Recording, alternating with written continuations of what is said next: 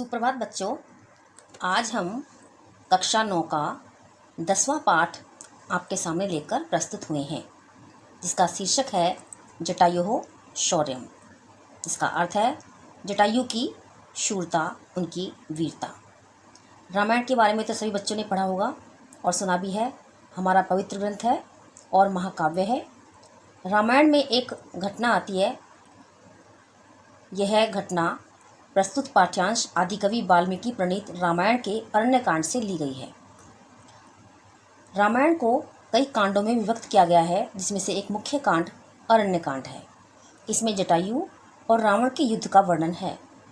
Panchavati one में सीता का करुण विलाप सुनकर पक्षियों में श्रेष्ठ जटायु उनकी रक्षा के लिए दौड़े। वे रावण को दूसरे की स्त्री को स्पर्श करने के निंदनीय एवं बुरे कर्म से बचने के लिए कहते हैं, उसे चेतावनी देते हैं। परंतु रावण की अपरिवर्तित मनोवृत्ति को देख वे उस पर फिर आक्रमण करने को विवश हो जाते हैं। महाबली जटायु अपने तीखे नखों और पंजों से रावण के शरीर में अनेक घाव कर देते हैं तथा पंजों के प्रहार से उसके विशाल धनुष को तोड़ देते हैं। टूटे हुए धनुष, मारे गए अश्वों और सारथी वाला रावण पृथ्वी पर बेचारा होकर गिर पड़ता है। कुछ ही क्षणों बाद क्रोध से अंधा हुआ रावण जटायु पर प्राणघातक प्रहार करता है, परंतु पक्षियों में श्रेष्ठ जटायु उससे अपना बचाव कर उस पर चोंच से प्रहार करते हैं और उसके बाएं भाग की 10 भुजाओं को वो शत विकसित कर देते हैं, अर्थात घायल कर देते हैं। तो इसमें उसी समय का वर्णन है, बहुत ही सुंदर तरीके से बताया गया है। पहला श्लोक है, सा तदा करुणावाचो विलपन्ति स दुखिताम वनस्पतिगतम गृधम तदर्श आयत लोचना। तो पहले इसके शब्दार्थों को समझिए। विलपन्ति का अर्थ है विलाप करती हुई, सदुखिता अत्यधिक दुखी हुई, ददर्श देखा, आयत लोचना विशाल नेत्रों वाली। तब करुणा भरे वचनों के साथ विलपन्ति विलाप करती हुई अत्यधिक दुखी और विशाल नेत्रों वाली उस सीता को वनस्पतियों के स्वामी जटायु ने देखा। निष्कर्ष यह है कि जब विशालाक्षी सीता को रावण उठाकर ले जा रहा था, तब वे बहुत दुखी थीं और करुणापूर्ण वचने को बोलती हुई फूट फूट कर रो रही थीं। तभी उनकी दृष्टि वन में स्थित जटायु पर पड़ी। श्लोक नंबर 2, जटायु पश्य माम आर्य हिय माणा अनाथवत अनेन राक्षस इंद्र करुणम पाप कर्मणा। इसका अर्थ है, हियमाणम का अर्थ है ले जाई जाती हुई या अपहरण की जाती हुई, राक्षसेंद्र अर्थात दानवपति यानी कि राक्षसों के स्वामी रावण के द्वारा।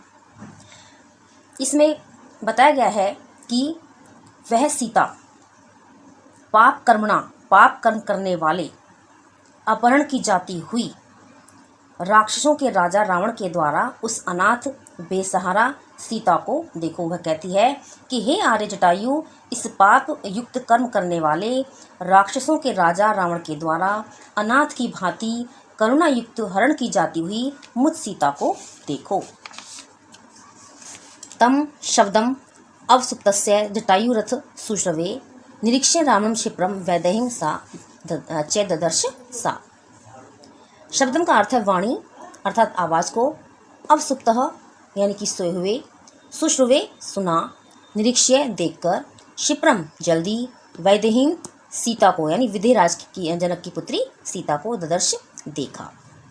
इसके बाद सोए हुए जटायु ने उस आवाज़ को सुना और उसने रावण को देखकर शीघ्र ही विदेहराज की पुत्री सीता को देखा।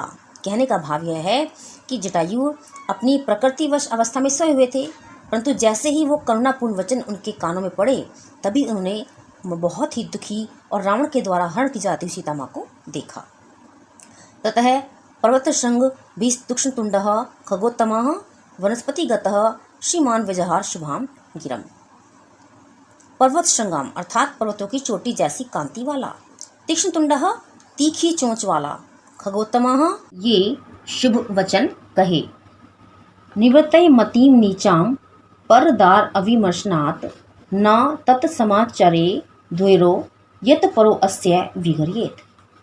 अर्थात परदाश अविमर्शनात् का मतलब होता है पराई स्त्री के स्पर्श से, विगर्येत निंदा करनी चाहिए।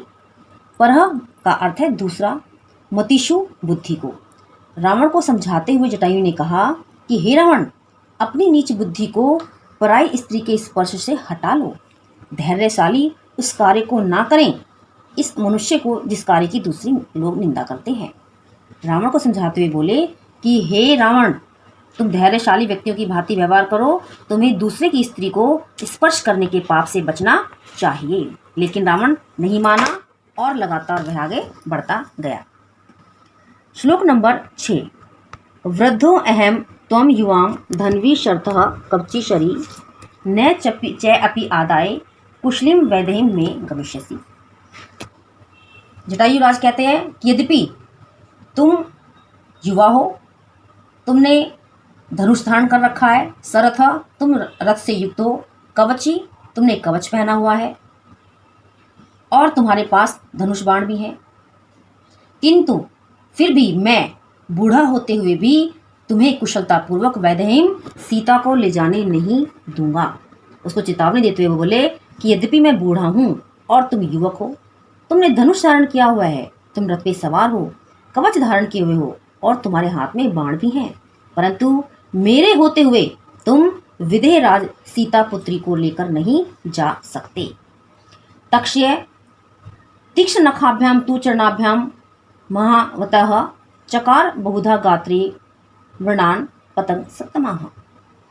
इसका अर्थ है कि बहुधा यानी अनेक प्रकार से, वृणान प्रहार करते हुए गात्रे शरीर पर, पतंग सप्तमाह यानी पक्षियों में श्रेष्ठ। पक्षियों में श्रेष्ठ उस महान बलशाली जटायु ने अपने तीखे नाखूने वाले पैरों से उस रावण के शरीर पर अनेक प्रकार के घाव किए। कहने का भाव यह है कि जटायु बहुत ही पराक्रमी थे और सीता की रक्षा करने के लिए उन्होंने लगातार रावण पर प्रहार किए। वो उस पर टूट पड़े और उसको बुरी तरह घायल कर दिया। ततो अस्य सशरम चापम मुक्ता मणि विभूषितम चरणाभ्याम महातेजा वभंजस्य महत्वम। अर्थात सशरम का अर्थ होता है बाण सहित, चरणाभ्याम का अर्थ है दोनों पैरों से, वभंजय का अर्थ है तोड़ दिया। जटायु ने अपने दोनों पैरों से उस महान रावण के उस धनुष को तोड़ दिया जिस पर प्रत्यंचा चढ़ी हुई थी, और मोतियों और मणियों से सुशोभित उस धनुष को उसने शत विकसित कर दिया। कहने का भाव यह है कि जटायु महान पराक्रमी थे। वह सीता की रक्षा के लिए रावण पर टूट पड़े और अपने पैरों के प्रहार से उसके विशाल धनुष को तोड़ डाला। सा कौन? वह रावण। भग्न धनवा, टूटे हुए धनुष वाला, वीरथो, रथ से रहित हुआ, हताश हो, मारे गए घोड़े और अश्व वाला, हत सारथी, जिसका सारथी भी मारा गया हो। वह रावण कैसा हो गया? उसका धनुष टूट गया, रथ से विहीन हो गया और उसके सारथी और घोड़े मारे गए।